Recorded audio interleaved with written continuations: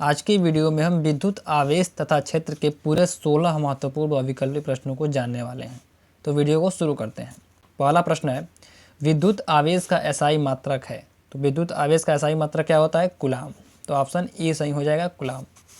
दूसरा प्रश्न है, जब किसी वस्तु को आवेशित किया जाता है तो उसका द्रव्यमान, तो जब किसी वस्तु को हम आवेशित करेंगे तो उसका द्रव्यमान या तो बढ़ेगा या तो घटेगा। तो ऑप्शन सी सही हो जाएगा, बढ़ या घट सकता है। अगला प्रश्न है, डिबाई मात्रक है। तो डिबाई किसका मात्रक है? तो डिबाई विद्युत द्विध्रुव आघूर्ण का मात्रक है। तो ऑप्शन सी सही हो जाएगा। अगला प्रश्न है, विद्युत क्षेत्र की तीव्रता का मात्रक होता है। तो विद्युत क्षेत्र की तीव्रता का मात्रक होता है न्यूटन प्रति कूलाम। तो ऑप्शन ए सही हो जाएगा, न्यूटन प्रति कूलाम। अगला प्रश्न, स्थिर विद्युतीय क्षेत्र होता है। तो स्थिर विद्युतीय क्षेत्र क्या होता है? वह संरक्षी होता है। तो ऑप्शन ए सही हो जाएगा। अगला प्रश्न है, किसी संधारित्र की धारिता का मात्रक क्या होता है? तो संधारित्र की धारिता का जो मात्रक होता है वह होता है फैराड। तो ऑप्शन बी सही हो जाएगा, फैराड। अगला प्रश्न है, किसी वस्तु का परावैद्युत स्थिरांक हमेशा अधिक होता है। तो किसी भी वस्तु का जो परावैद्युत स्थिरांक होता है वह 1 से अधिक होता है। तो ऑप्शन सी सही हो जाएगा।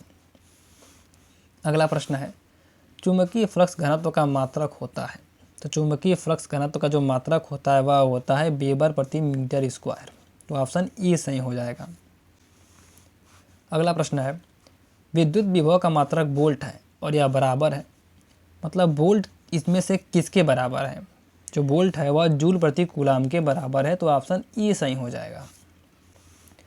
अगला प्रश्न है, जब कोई वस्तु ऋणावेशित हो जाती है तो उसका द्रव्यमान बढ़ जाता है।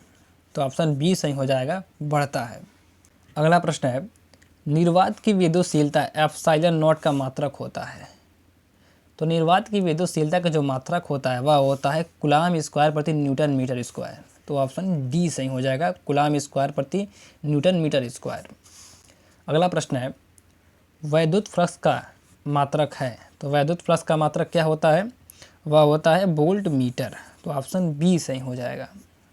अगला प्रश्न है, एक कूलाम आवेश में कितने इलेक्ट्रॉन होते हैं?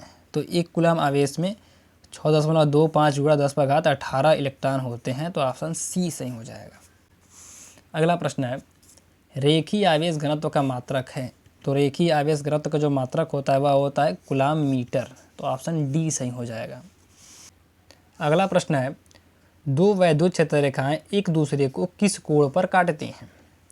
तो दो वैद्युत क्षेत्र रेखाएं एक दूसरे को नहीं काटती हैं। तो ऑप्शन डी सही हो जाएगा, नहीं काटती हैं। अगला प्रश्न है, दो आवेशों के बीच की दूरी को दुगुनी करने पर उनके बीच का बल।